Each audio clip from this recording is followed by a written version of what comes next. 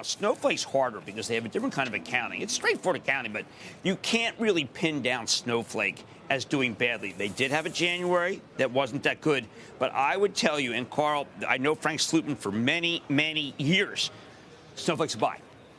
Because the actual progression of margins is what you need to look at, and the net retention, which is over 170%, which is extraordinary. It does sell at 25 times sales, which is high, but it did sell at 100 times sales. This is not Zoom, which sold at 50 times sales and then ends up telling it 12 times earnings. This is a real company with real growth, still perhaps the best.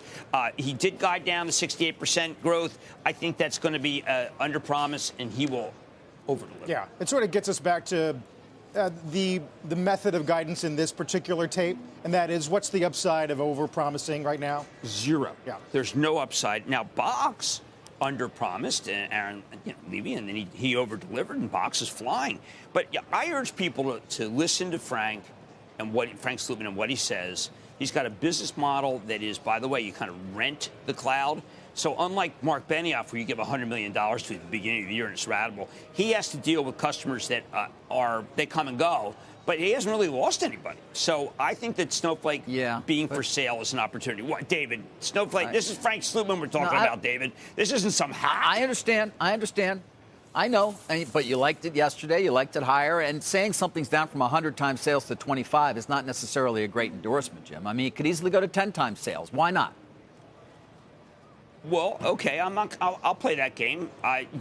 David, earlier I said that Jane Fraser, I was not going to give her time because I think that there's structural issues. I'm willing to give Frank Slootman time because every time I've given time in the last 15 years, he's paid off. But you're absolutely right.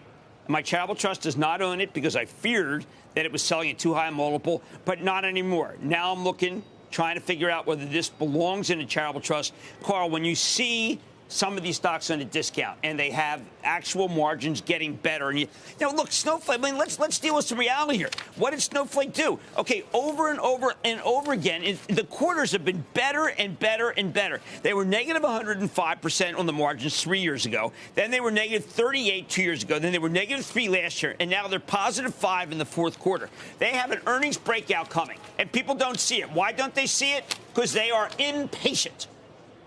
Would you say the same thing about Splunk, which, by the way... Gary Steele. Crushes. Okay, Gary Steele. Okay, so first of all, proof point. Gary Steele has been on Mad Money, I don't know, a dozen times. He took proof point from a second-rate email security to being one of the great cybersecurity companies. He comes into Splunk, buys Splunk. Great quarter, and Gary Steele's a great turnaround artist. He's a great operator. David, sometimes you have to, this is why I did it with Slootman, sometimes you have to say that the CEOs deliver, and it's in tech that we feel that way. By the way, Pat Gelsinger, he was right after the Ukraine ambassador.